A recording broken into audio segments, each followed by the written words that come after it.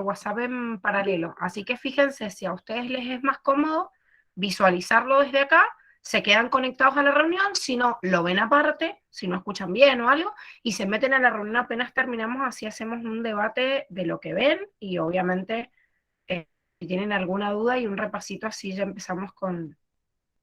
eh, ya empezamos a repasar también la primera parte para que mañana puedan hacer el TP.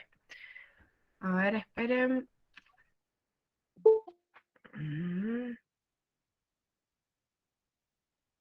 Díganme cuando vean la pantalla.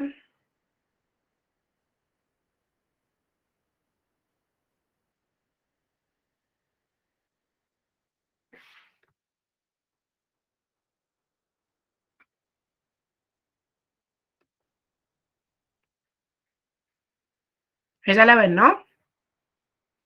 Sí. Bueno, empezamos entonces con esta partecita.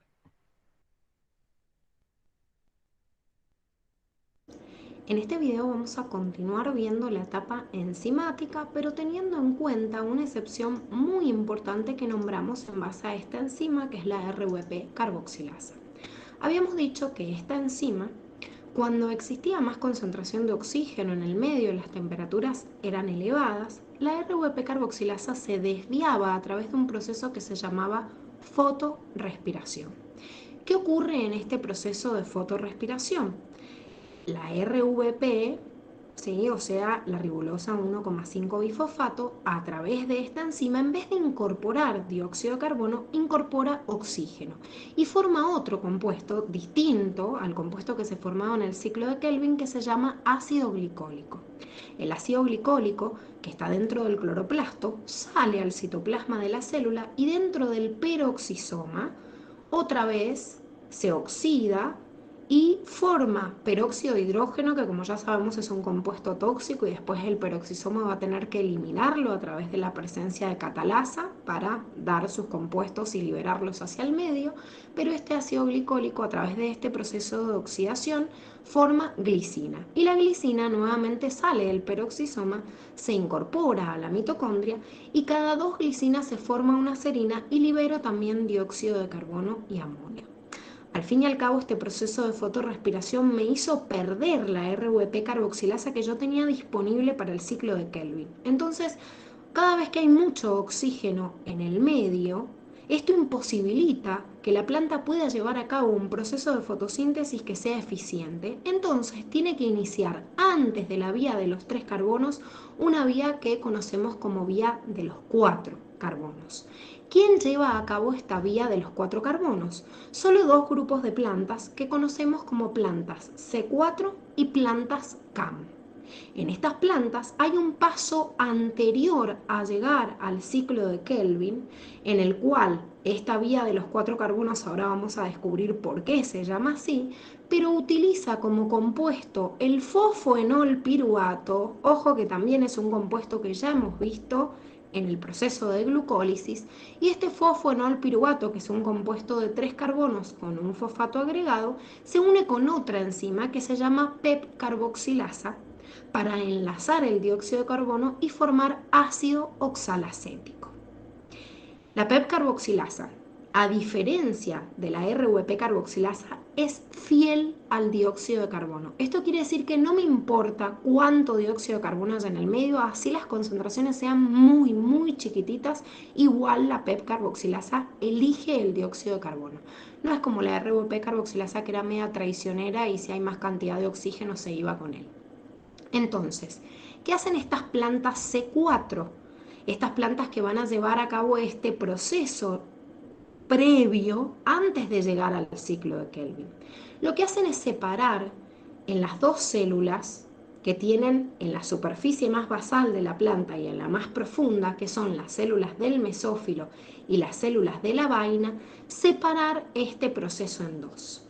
En las plantas C3, todo este proceso, o sea, el ciclo de Kelvin, se llevaba a cabo en las células del mesófilo. Las células del mesófilo tienen presencia de cloroplastos, a diferencia de las células de la vaina que no lo tienen. En cambio, en estas plantas C4 la diferencia es que estas células de la vaina sí tienen cloroplastos y pueden llevar a cabo este proceso del ciclo de Kelvin. Entonces, ¿qué hacen en las células del mesófilo estas plantas? Estas plantas incorporan el dióxido de carbono, como dijimos, al fosfoenolpiruvato a través de la enzima PEP carboxilasa y forman este compuesto de 4 carbonos que se llama ácido oxalacético. Y de ahí viene el nombre de esta vía. Ese ácido oxalacético, con el consumo de energía a través de fosfato reducido, se transforma en ácido málico, que es un compuesto que tiene la capacidad de traspasar desde las células del mesófilo a las de la vaina, y ya este ácido glicólico dentro de las células de la vaina desprende, fíjense que acá consumían fosfato reducido, acá lo voy a producir, o sea, reincorporo esa misma cantidad de energía que perdí en esta primera fase, libero el dióxido de carbono y este dióxido de carbono sigue el ciclo de Kelvin que ya vimos, o sea, la vía de los 3 carbonos. Como producto de esto, o sea, de esta reacción del ácido málico de perder este dióxido de carbono, se produce ácido pirúvico, también un compuesto intermediario de la glucólisis, que viaja desde las células de la vaina al mesófilo y vuelve a formar fosfoenol piruvato. Pero este compuesto lo forma consumiendo ATP. O sea que fíjense que acá yo consumí fosfato reducido, acá lo produzco de nuevo, no pasa nada, pero en esta etapa se consume ATP. Por eso la vía de los 4 carbonos es una vía más costosa que la vía de los C3. Entonces, ¿por qué existe? Porque como ya dijimos, la RVP carboxilasa es una enzima traicionera que engaña al dióxido de carbono con el oxígeno y la verdad es que a esta planta no le quedaría otra opción. Gasta más energía, pero si no, no hubiese podido sobrevivir. Entonces, por eso, aunque sea una vía más costosa y tengo que hacer un paso previo, lo que hago es desfasarlo en espacio para que el ciclo de Kelvin se produzca de forma normal. ¿Y qué es lo que pasa acá? O sea, ¿por qué el ciclo de Kelvin acá ocurre y no ocurre en las células más superficiales? Bueno, acá está el porqué de esta vía de los 4 carbonos. En este tipo de plantas, el riesgo más grande de estas plantas es que los orificios chiquititos que tienen las células de las hojas en la superficie, que se llaman estomas, no estroma, como el interior del cloroplasto, sino estomas, sin la R, los estomas son los poros por los cuales la planta respira. Mete este dióxido de carbono y también saca oxígeno. Pero cada vez que estos estomas se abren, se pierde agua por evaporación. Estas plantas que viven en zonas muy calurosas, en las cuales tengo riesgo de abrir los estomas porque se mete más cantidad de oxígeno, también tengo el riesgo de que se evapore más cantidad de agua. Entonces, ¿qué hacen estas plantas C4? En realidad lo que hacen es restringir la apertura de estos estomas, lo abren muy poquitito y por eso la cantidad de dióxido de carbono que ingresa es muy poca. Necesitan una enzima muy eficiente que capte todo lo poquito que hay, pero lo capte todo y se lo mande a la célula más profunda. Esta célula más profunda, en donde está la RVP carboxilasa, no tiene contacto con los estomas, entonces todo el dióxido de carbono que pudo purificar esta vía le va a llegar finalmente a la vía de los 3 carbonos, que es la que yo necesito. Ahora, como estamos viendo en esta imagen, existen 2 plantas, como les dije recién, que son las plantas C4 y las plantas CAM que llevan a cabo este proceso. Si bien el mecanismo exacto de estas plantas CAM, hoy en día la facultad lo ha sacado como contenido, lo vamos a ver de forma resumida para que lo puedan entender. Las plantas C4 y las plantas CAM son 2 plantas que hacen la vía C4, pero la diferencia es que la planta C4, como vimos recién, desfasa este proceso en 2 células distintas, en 2 espacios distintos. Desde la célula del mesófilo manda el dióxido de carbono hacia las células de la vaina en donde no hay estomas y rápidamente se puede encontrar con la RVP carboxilasa. En cambio, las plantas CAM lo que hacen es hacer un desfasaje en tiempo. O sea, hacen una diferencia entre el día y la noche. No son como estas plantas C4 que abren poquito los estomas. Directamente durante el día no abren los estomas. Entonces solo permiten el ingreso del dióxido de carbono en la noche. ¿Por qué? Porque en la noche hace menos calor, entonces tengo menos riesgo de perder agua por evaporación. Por ende, abro los estomas de noche, meto el dióxido de carbono en las mismas células del mesófilo y acumulo, mediante la misma reacción que vimos en las plantas C4, pero acumulo el ácido málico dentro de las vacuolas. Cuando se hace de día, estas plantas bloquean sus estomas para no perder agua por evaporación y por ende no entra tampoco dióxido de carbono. Por ende no podrían llevar a cabo este proceso o esta etapa de la vía C3.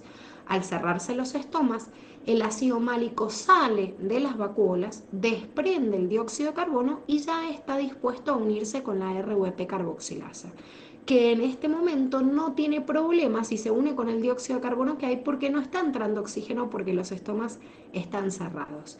¿Qué ejemplos importantes o significativos podemos ver de plantas C4? Por ejemplo, un pasto muy común que se llama grama, las cañas de azúcar, el maíz, o sea, hay muchas herbáceas que están dentro de este grupo de las plantas C4.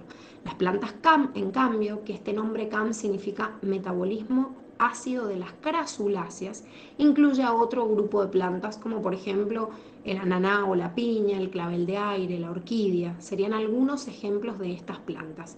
Ambas hacen la vía C4, la diferencia es el espacio y en esta el desfasaje en tiempo. El fin es el mismo, cerrar los estomas o abrirlos lo menos posible para que la planta no transpire, no pierda agua por evaporación y obviamente se deshidrate.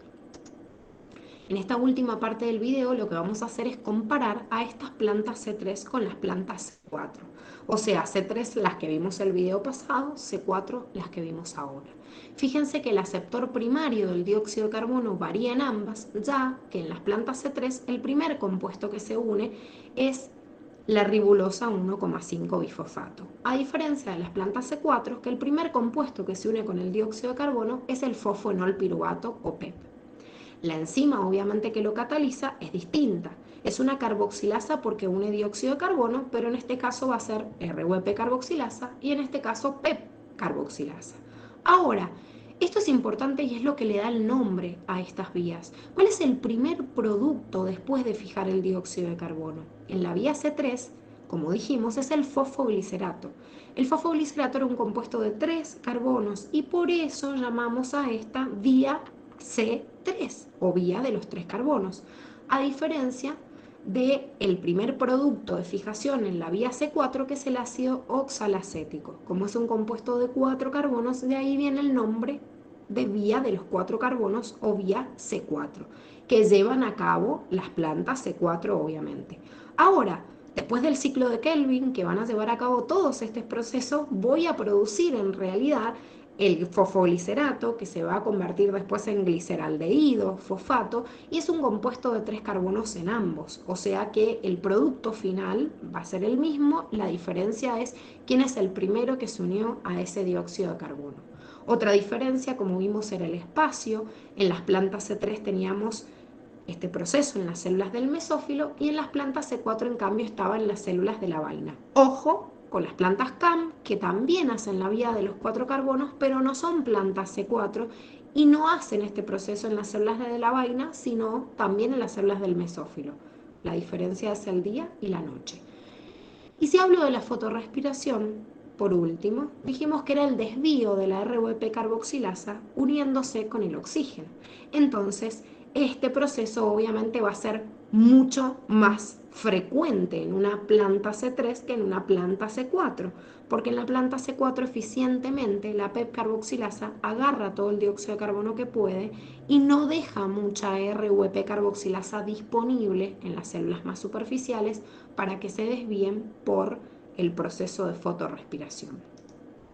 Con esto hemos terminado el proceso de fotosíntesis, así que cualquier duda o consulta los espero en clase.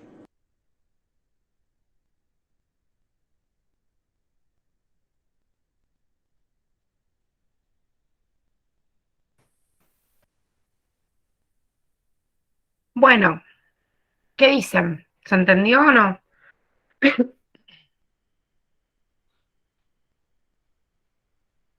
Sí, Gise. ¿Sí? Bien. ¿Alguna pregunta, alguna duda?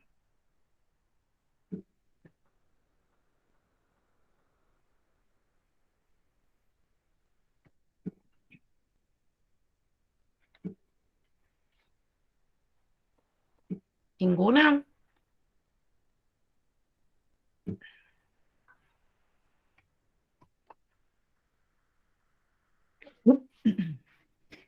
Bueno, pero qué suerte que se haya entendido todo. Bueno, ¿les parece que hagamos un repasito fugaz de las etapas, así ustedes se van con ese paneo general para que mañana puedan arrancar directamente haciendo el TP? Miren que va de, de ping-pong de preguntas y respuestas también, porque si no, no repasamos nada. Esperen que voy a abrir los Power porque así nos ayuda más.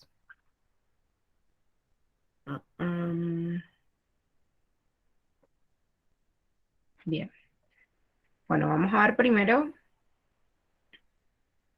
la partecita del proceso de oxidación celular, ¿sí? Fíjense que a lo largo de toda esta unidad lo que hemos hecho es recorrer todo el proceso completo de metabolismo, ¿sí? Desde, obviamente, el proceso de degradación hasta el proceso de síntesis inverso, que no quiere decir que sea lo único, porque podemos ver miles de procesos. Pero bueno, a ver, si nos paramos en este proceso metabólico general, tomamos como ejemplo a la glucosa, sabiendo, ojo, y esto no se olviden, que cualquiera de estos procesos catabólicos y anabólicos puede suceder obviamente en en otra organela y no necesariamente en la mitocondria del cloroplasto. ¿Qué otras organelas se acuerdan con sus funciones metabólicas, por ejemplo? O sea, el retículo endoplasmático, ¿qué puedo decir? Que tiene una función ¿qué? ¿Catabólica o anabólica?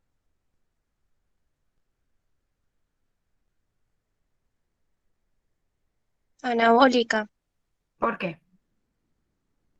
porque sintetizaba proteínas y lípidos.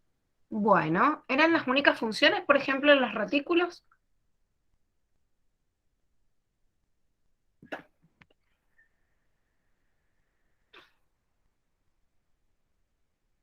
También podían desintoxicar.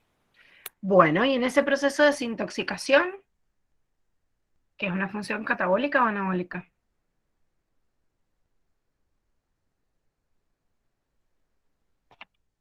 Catabólica.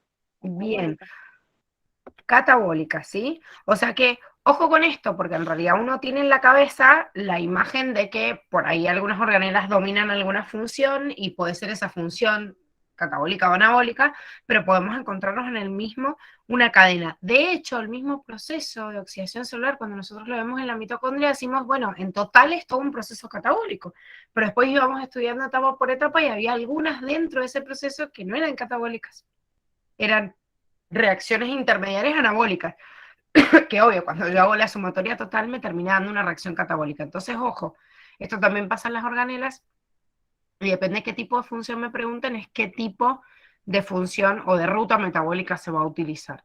Eso les recomiendo que se hagan, no sé si han hecho el trabajo práctico a desarrollar, que ya tienen en el Moodle para poder bajarlo y poder corroborarlo con sus respuestas. El punto 4. En el punto 4 les sale una flechita y un gráfico de una célula en donde les nombra cada una de las organelas, entonces está bueno que recuerden cuáles son las funciones de cada una, que las funciones obviamente las hemos visto cuando vimos célula, y después de ver cada una de las funciones detallar y decir, bueno, esta es una función catabólica, esta es una función anabólica, o sea, está bueno para repasar ese punto. Bien, ahora, metiéndonos más de lleno en las organelas que específicamente se encargan de este proceso de degradación o de síntesis de una sustancia, tomamos como ejemplo la glucosa. ¿Por qué? Porque es el compuesto orgánico más fácil, ¿sí?, para degradar y obtener ATP. Más fácil porque la cantidad de glucosa que hay en los alimentos, que son en su mayoría glúcidos, más o menos en un 60% de la dieta son glúcidos, y dentro de esos glúcidos la gran proporción que hay de glucosa hace que sea el proceso catabólico casi por excelencia, y por ende también el proceso anabólico casi por excelencia dentro de una célula fotosintética. ¿Es la única? No, seguramente que no es la única. Pero a ese proceso de degradación es al que nosotros llamamos glucólisis. Pero ojo con esto, acuérdense que lo llamamos glucólisis porque estoy partiendo de la glucosa. ¿Sí? O sea, si no estoy partiendo de la glucosa, este proceso le voy a llamar de otra forma, le voy a llamar degradación metabólica. Y si es algún otro compuesto que se una ahí, y bueno, que esto está al final de esta unidad, pero que es importante entenderlo con este esquema general, por eso vuelvo ahora a decir, a ver, Si soy un lípido, si soy una proteína y de repente también voy a hacer una vía catabólica, una vía de degradación, ¿qué se hace acá? Y bueno, se mete como entre medio de alguna de estas rutas. ¿Cuál era la vía de convergencia de todas las vías, o sea, de la degradación de compuestos? Es decir, en donde todos convergen. Ciclo de Krebs. Bien, el ciclo de Krebs. Entonces, quizás se van a unir en el proceso de glucólisis, quizás se unen directamente como acetil-CoA, quizás se unen en el ciclo de Krebs, pero en algunas digamos, de esas etapas, se van a ensamblar. Obviamente, mientras más cercano sea su naturaleza, más cerca se va a unir. Por ejemplo, los glúcidos, cuando están acá, a la altura de la glucólisis, generalmente se unen como tales. Por ejemplo, ¿qué otros monosacáridos vimos además de la glucosa en la primera unidad?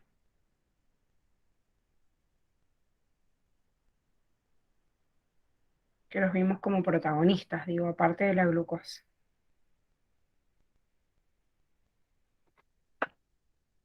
La sacarosa La sacarosa es un disacario, pero ¿por qué estaba formada la sacarosa?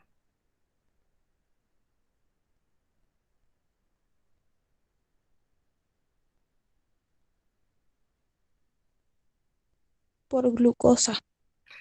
Por glucosa y qué más.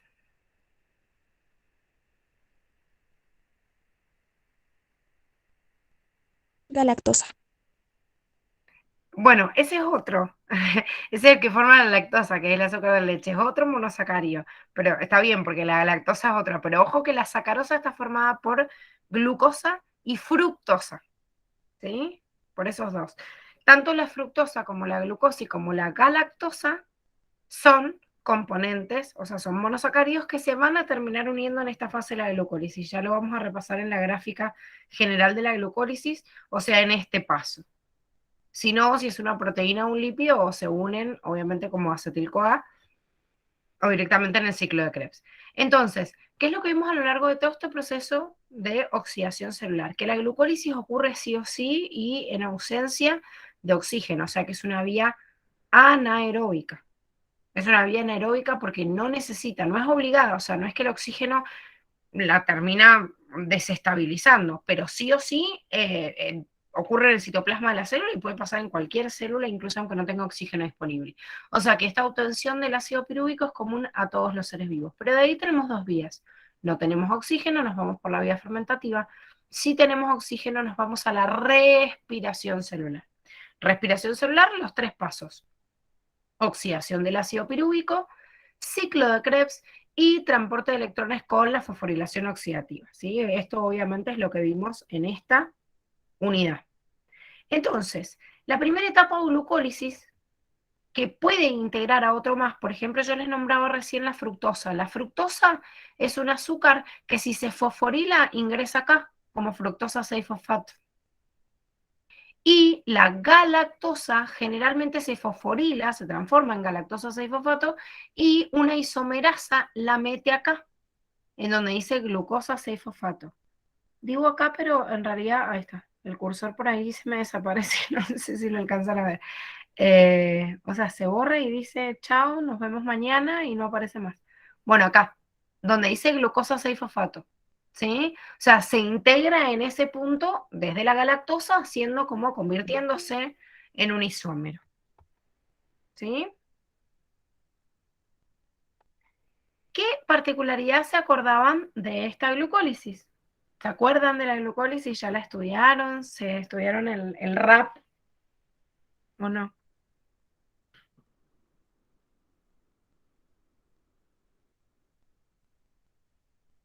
¿Qué me tengo que acordar de esa glucólisis? A ver, alguno que se anime a hacer un balance general. O sea, ¿qué pasa en la glucólisis? En la primera etapa se gastan 2 ATP Bien. y en la segunda se producen 4. Bueno, perfecto. De forma directa se producen 4. ¿Qué más se produce?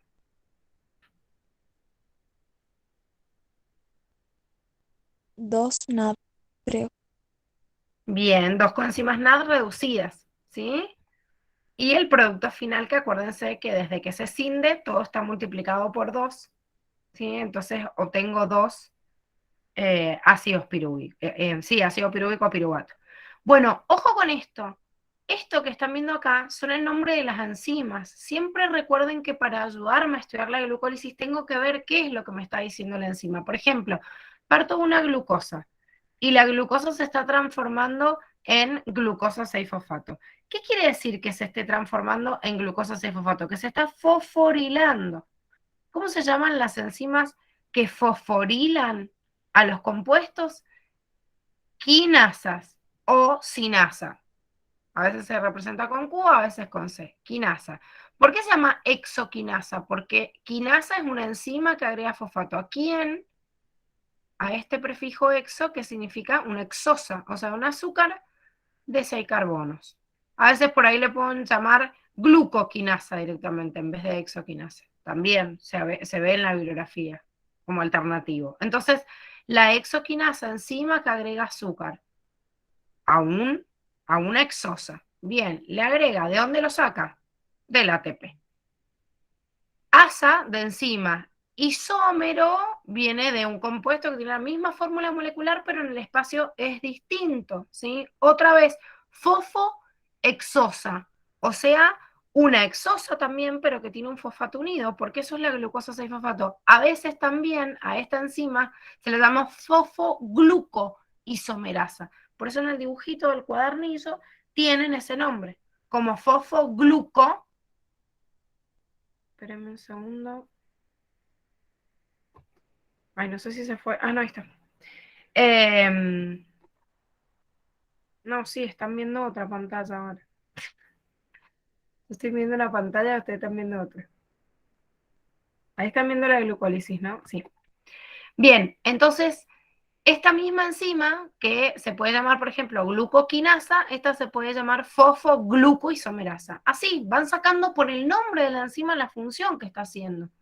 Una enzima que crea un isómero de una exosa que ya tenía un fósforo. Por eso lo está transformando. Acá, fíjense, fosfofructoquinasa. Quinasa, una enzima que agrega fosfato a la fructosa con un fosfato. Y sí, fíjense, fructosa 6-fosfato se transforma en fructosa 1,6-fosfato. Es cuestión de sentarse y amigarse hasta con el nombre de las enzimas porque no es difícil la glucólisis. Es que nada más tengo que prestarle atención a lo que me está diciendo y poder entenderlo y sacarlo como contexto. Porque si no, si se lo estudian solamente de memoria, llega un momento en donde me equivoco, me confundo, se me dio vuelta una enzima y chau, y puse todo mal en un múltiple opción. Esta enzima, la aldolasa, que es una enzima que rompe a una molécula en dos, tenemos dos compuestos que son isómeros, tienen la misma fórmula molecular, pero una tiene, ven, este doble enlace en un extremo y otro en la punta. Esto después lo van a ver en química, que cuando yo tengo en este extremo este compuesto, ¿sí? Un doble enlace con el oxígeno y después el otro enlace con el hidrógeno, además de la cadena carbonada, estamos ante la presencia de un aldehído, a diferencia de este compuesto en el medio de la cadena y no en el extremo, que es una acetona. La dihidroxiacetona fosfato y el gliceraldehído fosfato son como hermanos, ¿sí? O sea, tienen exactamente la misma información, nada más que ubicado en otro lado. Entonces, simplemente una isomerasa lo que hace es convertir toda la dihidroxiacetona fosfato en gliceraldehído fosfato y por eso toda la otra, digamos, reacción se multiplica por 2. Bien, y ahí estaba entonces el resultado final de lo que estaba diciendo la Juli, ¿sí? O sea, 2 NAD, acá tenemos 2 NAD reducidos,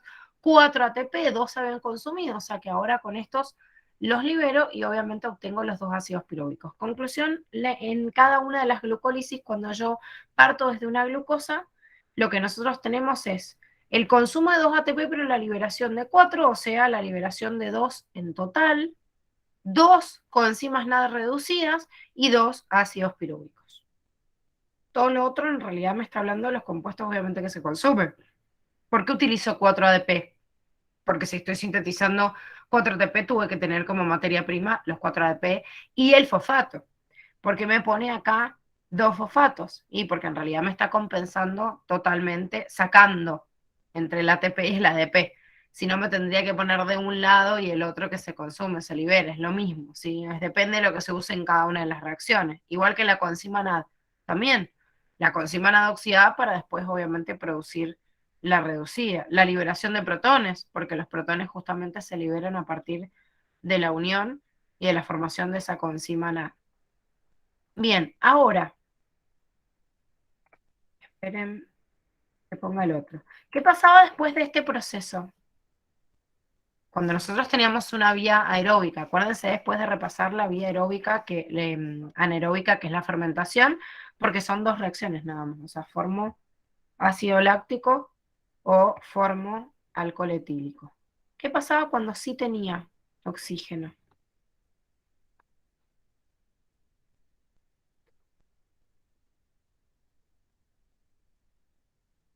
No sé si están viendo la otra pantalla.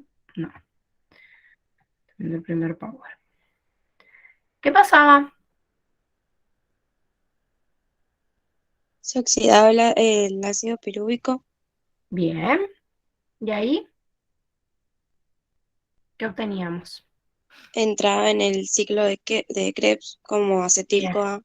No, perfecto. Sí, sí, sí, acetil-CoA. ¿Y dónde ocurre este proceso? Esta oxidación del ácido pirúvico.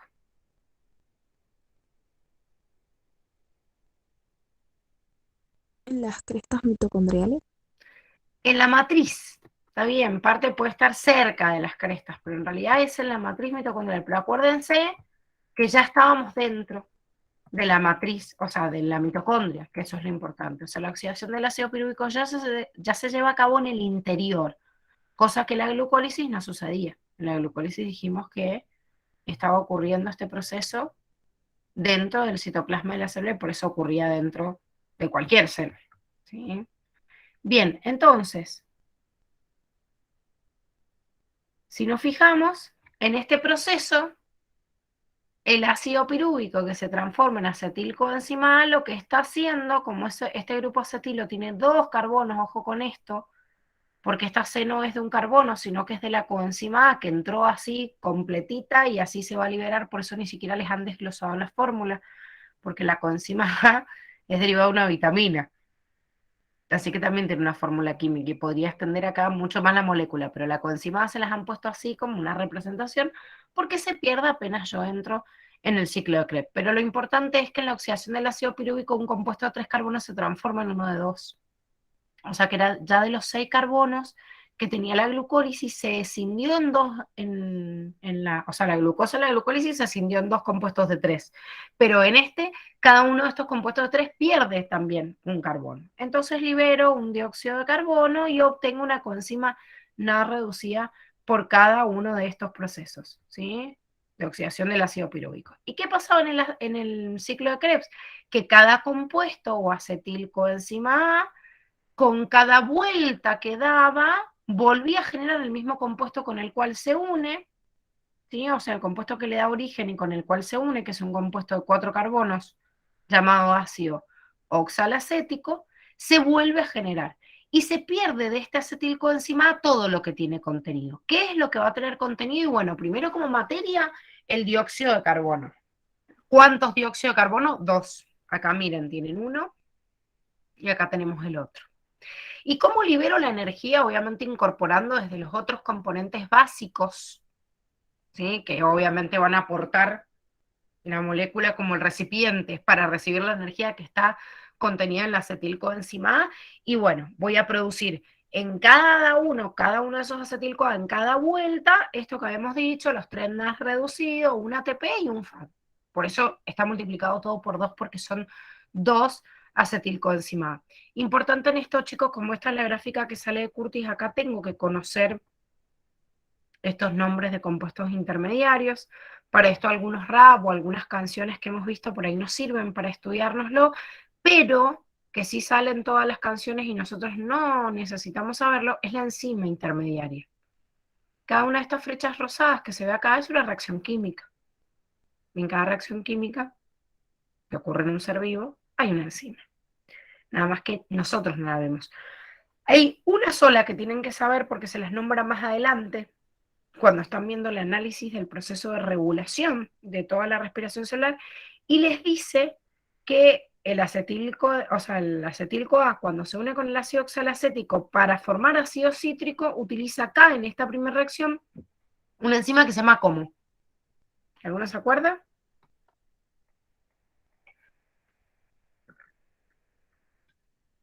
Están en la parte de regulación, por eso se los digo.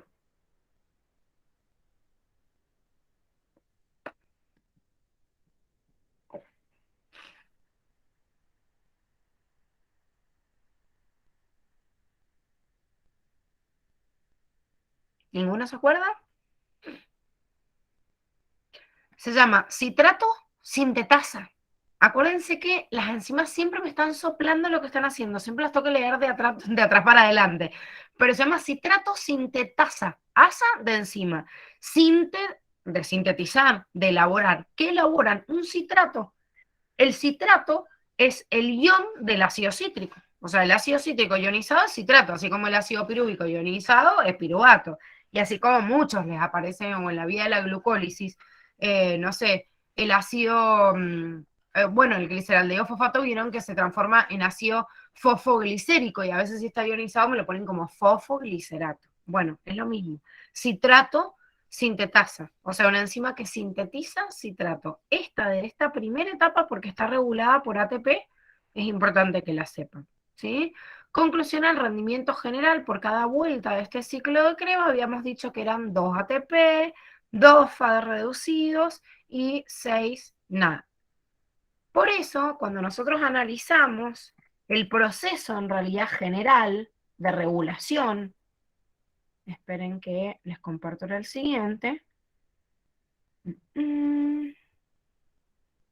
Analizamos en ese rendimiento que teníamos 24 ATP en esta vuelta, que era como lo más, o sea, lo más contundente dentro del proceso de respiración, o sea, en donde yo más cantidad de energía voy a obtener. Bien, ahora, si nosotros terminábamos este ciclo de Krebs, al fin y al cabo yo terminé como liberando para todo, o sea, la cantidad, digamos, de energía necesaria para todos los espacios que están adentro de la matriz mitocondrial, porque solo algunos poquitos quedaron en la glucólisis afuera, en las coenzimas NAD, pero la mayoría está dentro. Pero claro, está todo como coenzima NAD+-IFAD. Entonces, ahora, ¿qué necesitábamos después de eso?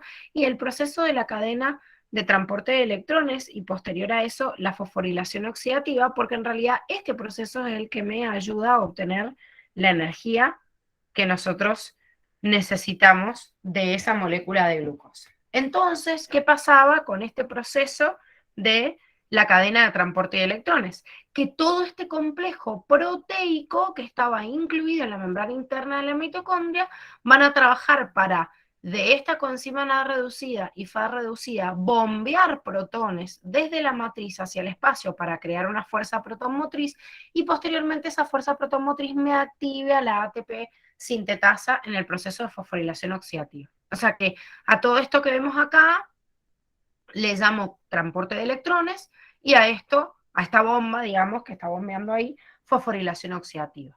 El transporte de electrones tiene como fin entregarme la energía que almacenó, porque son receptores de protones y de electrones iniciales, o sea, primarios, estas coenzimas NAD+-FAD, o aceptores primarios, bueno, sí, de protones y electrones, generalmente la mayoría de las bibliografías lo llaman así.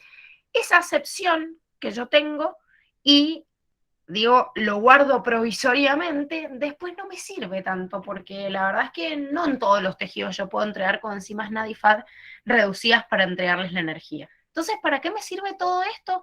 Imagínense que es una casa de cambio. Es como si ustedes se quieren ir de viaje ahora a Europa y se llevan pesos argentinos, va a estar medio complicado. Seguramente van a tener que pasar primero acá por una casa de cambio para buscar la moneda o la más común, ¿sí? O sea, por lo menos cambiarlo, no sé, por dólares o cambiarlo por euros. Bueno, esto es lo mismo. La energía que tiene contenida para movilizar cualquier tipo de máquina, esta coenzima NAD o esta coenzima FAD, lo que yo voy a hacer es cambiar esa energía que hay ahí, que no utilizan todos mis tejidos y órganos, cambiarlo por otro tipo de energía química, que es el ATP. Para eso sirve esto.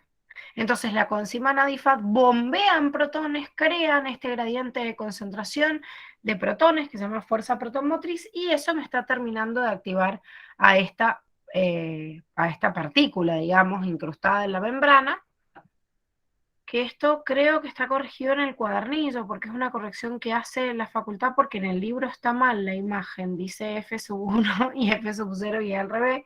La F0 es la que está incrustada en la membrana y la F1 es la que sobresale, la unidad catalítica, que es la que sintetiza desde el ADP más el fosfato, sintetiza el ATP.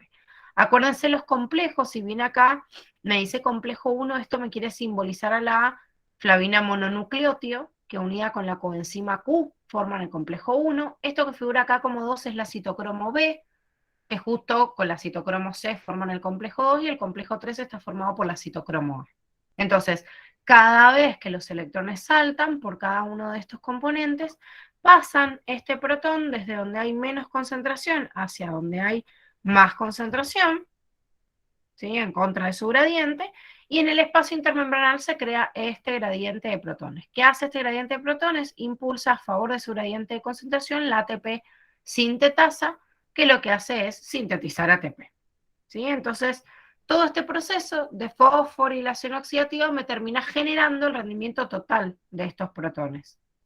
Para que yo, cuando vieron el rendimiento general, y saco la conclusión de cuánto se produce de ATP en cada una de las etapas y tengo en cuenta que en realidad hasta que no llegó el transporte electrónico, todo lo que era coenzimas NAD reducidas o coenzimas FAD reducidas no se convertían en ATP todavía, porque se transforman en ATP justamente en el transporte electrónico.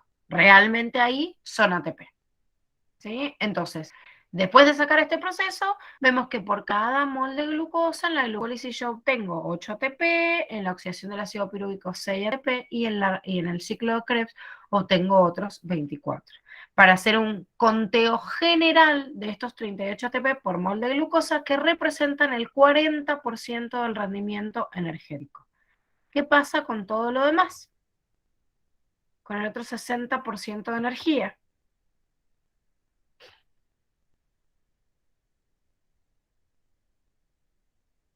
¿Qué Se pasa? perdía en forma de calor.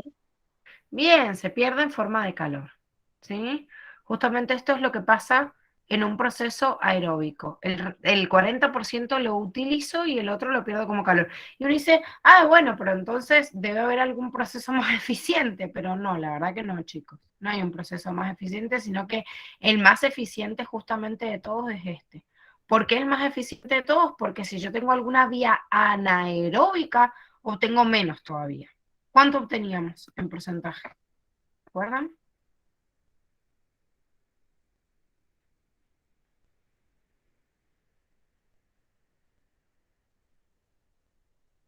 O sea, si yo voy a seguir una vía que después se va a transformar en vía fermentativa.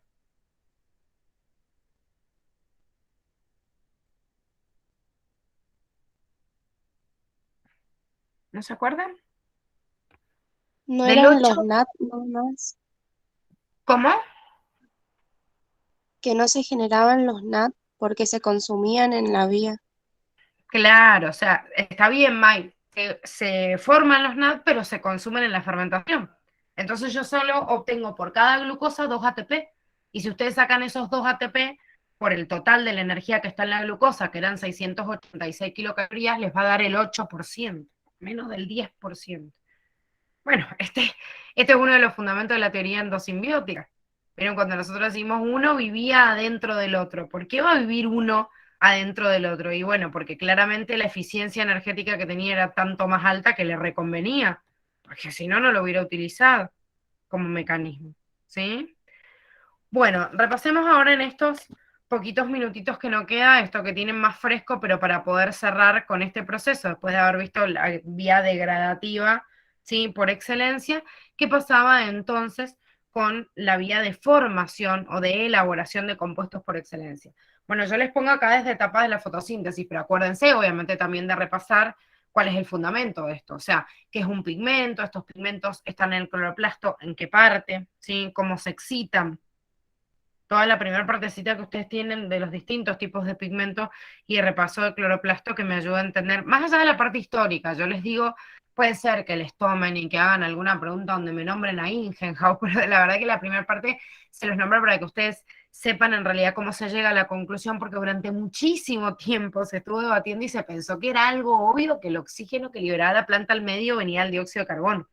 Parecía como obvio, como decir, a ver, está tomando un gas y liberando otro gas. O sea, era como muy loco pensar que ese oxígeno venía de un proceso de ruptura del agua, de una molécula que yo veo así que es difícil de romper. Entonces, bueno, es importante la parte histórica, pero no creo que se las tomen de la misma forma que les van a tomar cualquier pregunta del proceso en sí de la fotosíntesis o de la oxidación.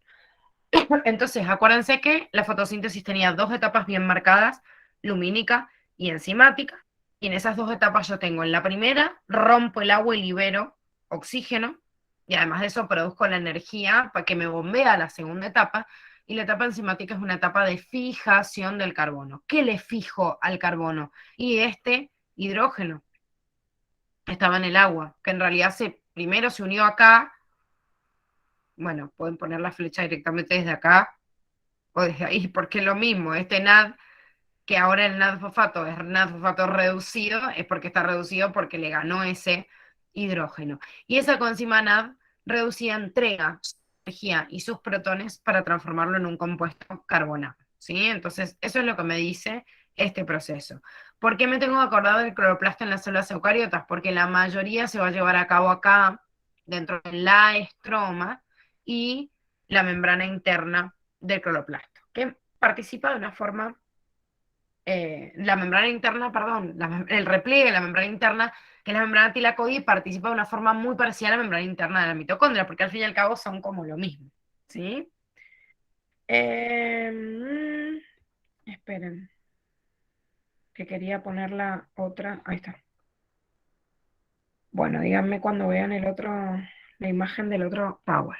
Entonces lo que vamos a hacer ahora es tratar de repasar esta etapa lumínica, o sea, esta primera fase de la fotosíntesis, en la cual yo puedo llevar a cabo el proceso de fotólisis, o sea, de ruptura de este agua, y además de romper esta molécula de agua, obtener la energía que me va a bombear a la siguiente etapa. ¿Ya ven la imagen? Sí, ¿Sí? Bien. Entonces, esta primera etapa para ver yo cómo voy a hacer para obtener esa energía inicial. Entonces, lo que nosotros tenemos acá era una cadena de transporte de electrones, una cadena de transporte de electrones que es muy parecida a la primera que vimos, porque también tienen proteínas integrales, que estas proteínas integrales van a bombear protones. Pero ojo con esto. ¿Se acuerdan hacia dónde bombeaban los protones en la cadena de transporte de electrones de la mitocondria? ¿Hacia dónde yo bombeaba los protones?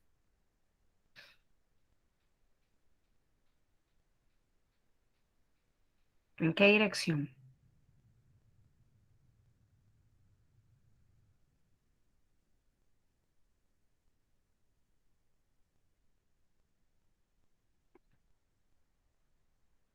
hacia la matriz.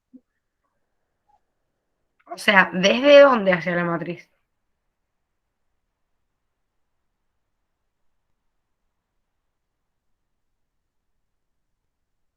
Acuérdense el Iban dibujito. hacia afuera. Bueno, entonces, si la matriz está dentro, no es hacia la matriz. ¿Se ubican?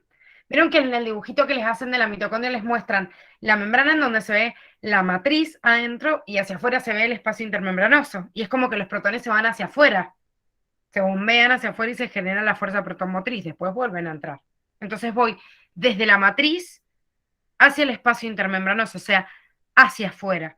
Acá esta cadena de transporte de electrones, si ustedes se fijan, cuando vemos la dirección de este bombeo, estamos viendo que los protones, esperen que les muestren la otra, bueno, ahí me están presentando nada más los componentes, vamos a ver que en realidad estos electrones van a ser, al saltar, van a bombear protones desde este espacio hacia acá, o sea, desde la estroma del cloroplasto hacia el espacio tilacoideo. Más allá de arriba abajo, porque esto depende de cómo lo dibujen, pero fíjense que de la misma manera que nosotros bombeamos hacia afuera en la mitocondria, acá estamos bombeando hacia adentro. Estamos metiendo desde la estroma hacia adentro del espacio tilacoideo lumen. Por eso la ATP sintasa, fíjense que está como mirando para el otro lado. ¿Se ubican? Ve que está como mirando para afuera, a diferencia de la dirección que yo me voy a encontrar en el otro bombeo. Entonces, cuando los protones salgan hasta acá, van a volver a quedar dentro de la estroma. Y uno dice, ah, bueno, pero en el otro estaban en la matriz. Claro, sí, pero lo que pasa es que la estroma del cloroplasto tiene una membrana hacia adentro, que sería ese espacio tilacoideo. No es que estamos bombeando desde la estroma al espacio intermembranoso. También podría haberlo hecho, pero no se crea hacia allá el gradiente. Se crea hacia el interior del espacio tilacoideo, porque en realidad lo que está en la membrana interna o sea, en el repliegue de la membrana interna del cloroplasto, que es la que forma la membrana tilacoide o tilacoidea, es la clorofila, y es la que se excita realmente para comenzar todo este proceso. Entonces, primero el bombeo es al revés. ¿Qué pasa en este bombeo? Se activan simultáneamente dos cadenas, pero hay una sola que bombea protones, que es esta, la citocromo BF, a diferencia de lo que nosotros teníamos en la otra cadena, que habían 3 bombas de protones. Acuérdense de esto, de los nombres de cada uno de los fotosistemas, no se confundan esto, el fotosistema 2, que tiene el 680, el fotosistema 1, que tiene el pigmento 700, por una cuestión de números. Ven, si yo digo, primero el 1, después el 2, no, está primero el 2 y después el 1 en la gráfica que tenemos acá, pero sí estos están en orden, este es el más chico y el otro el más grande. Entonces, pigmento 680, fotosistema 2. Y esta cadena, la quinona, plastoquinona y después la plastocianina, son proteínas periféricas o extrínsecas. En cambio, la citocromo BF es la única que bombea protones. Y en el segundo fotosistema, en orden, que es el fotosistema 1, la ferredoxina, proteína también periférica, de la misma forma que estas que transportan los electrones, pero esta proteína integral no es una bomba de protones. Es una proteína que funciona como una enzima sintetizadora de NAD-fosfato reducido. ¿Por qué? Porque une el NAD-fosfato con los protones para obtener NAD-fosfato reducido. Entonces, si me sé el orden de cada uno de los componentes, de la misma forma que en la mitocondria, lo que voy a ver es cómo los electrones, fíjense acá en la primera, pasan por el complejo, por el fotosistema 2, bombean protones, y después cómo ese mismo electrón va saltando hasta llegar al siguiente fotosistema para poder entregar esa energía a la NAD-reductasa. ¿Y qué me va a hacer la NAD-reductasa? Y bueno, me va a bombear el protón para el otro lado, ¿sí? Y me va a formar NAD-fosfato reducido, ¿sí? ¿Y qué pasa con estos protones? Y estos protones van a ser devueltos también, de la misma forma que ocurría como en el otro proceso del bombeo de protones en la mitocondria. Vuelve hacia el lugar en donde se originó, pero para activar a esta ATP sintetasa. ¿Cuál es la diferencia de esta ATP sintetasa? Que como está incrustada en la membrana del cloroplasto y no de la mitocondria, a las partículas, en vez de llamarla F sub 0 o F sub 1, le llaman CF sub 0 o CF sub 1. Esa C para indicar que está en el cloroplasto. Nada más, lo otro está igual. Entonces, de esta manera producimos NAD-fosfato reducido y ATP. ¿Para qué? Y bueno, para comenzar con el siguiente proceso, que sería el ciclo de Kelvin. No se olviden que el flujo cíclico ocurre únicamente cuando hay energía lumínica, cuando tengo sol, pero no hay agua. Hay muchas veces que esto le pasa a las plantas, ¿sí? Que no tengo disponibilidad de agua. Entonces, esto no se requiere para la fotosíntesis. Esto es una vía alternativa en donde yo puedo visualizar este ciclo. En vez de este fotosistema funciona acá por su lado y este funciona acá por el otro, este fotosistema 1 usurpa parte de la maquinaria, pero sin activar esa clorofila, o se activa pero queda oxidada y listo, y después hasta que no se reduce no se va a poder obtener, pero lo que genera es la fuerza protomotriz. Entonces la ATP sintetasa sí funciona, ¿ven? Pero no se forma NAD-fosfato reducido. ¿Por qué? Porque solo generé el gradiente de protones, pero no pude generar los protones que van a ir a parar a la coenzima NAD-fosfato reducido. ¿Por qué? Y porque no tengo agua. Si al final el dador de protones era el agua. Y de ahí partía y ocurría todo lo demás. Bueno, y por último, es lo que acabamos, bueno, lo que terminaron de ver de alguna manera con la Dani ayer y ahora hemos terminado la segunda partecita, pero lo repasamos bien rápido. Esperen que se comporta. La etapa enzimática sería la segunda fase, en donde, como ya dijimos, vamos a hacer esta fijación de este dióxido de carbono y vamos a utilizar, lógicamente, la energía que quedó contenida en el ATP y en la coenzima NAD-fosfato reducida. ¿Sí? Entonces, estamos ante la segunda etapa de lo que estábamos viendo en el inicio. ¿Qué pasaba entonces en esta? Y bueno, yo tenía la unión, vamos a ponerlo desde acá, la unión de este dióxido de carbono que está en el medio y que está a disposición, digamos, de esta vía, la unión de ese dióxido de carbono con los compuestos en realidad que yo hice esa producción en la primera etapa para poder después fijarlos. Fíjense cómo en este ciclo también de Kelvin se incorpora el ATP y se incorpora la coenzima NAD fosfato reducida, que son las que justamente producimos en la primera etapa. Entonces, ¿qué pasa? ¿Quién ayuda a que este dióxido de carbono se incorpore? Una enzima que se llama rubisco RVP carboxilasa. ¿Qué me hace? Me une la RVP, que es un tipo de azúcar. Esto que tienen acá, estos cuadraditos azules, les están representando cada uno de esos como un carbono de la cadena carbonada, para que ustedes lo puedan visualizar. O sea, yo digo, este compuesto tiene 5, ¿sí?, carbonos y tiene 2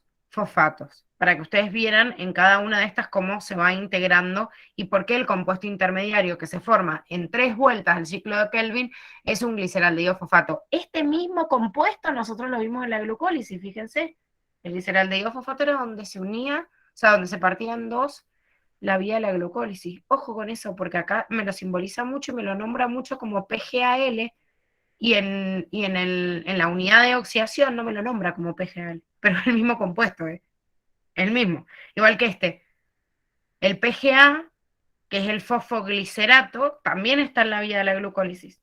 De hecho, está el 2-fosfoglicerato y el 3-fosfoglicerato, porque fosfoglicerato es lo mismo que ácido fosfoglicérico. Lo mismo.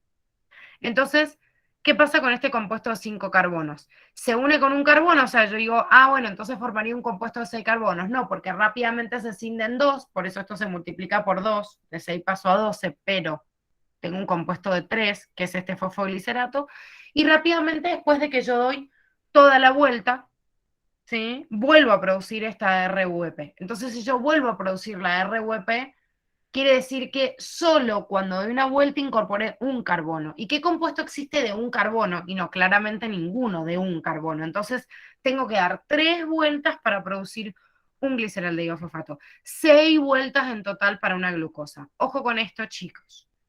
Recuerden que el ciclo de Kelvin consume 18 ATP, que es esto de acá, 18 y 6, y consume 12 NAD-fosfato reducido. Pero, si me preguntan por un gliceraldehído fosfato, que me lo pueden preguntar, tengo que reducir toda la mitad. O sea, ¿cuánta energía consumo en el ciclo de Kelvin para producir un gliceraldehído fosfato? Y 9 ATP y 6 NAD-fosfato reducido. La mitad. La mitad de uno y la mitad de otro. Y ojo también con esto que me sale en el gráfico acá, pero realmente el gliceraldehído fosfato se transforma en glucosa por una enzima que lo sintetiza en el citoplasma de la célula. Y ya no estoy en el cloroplasto. O sea, esto sale acá para que se pueda ver, pero ojo, porque todo esto ocurre dentro del cloroplasto, la estroma del cloroplasto, pero esto ocurre en el citoplasma de la célula. Bueno, no vamos a repasar lo último, por último lo vimos esta clase, pero esto era lo que habían visto hasta ayer y desde el inicio para que más o menos se vayan con las ideas así un poco más frescas mañana para hacer el TP. ¿Alguna pregunta?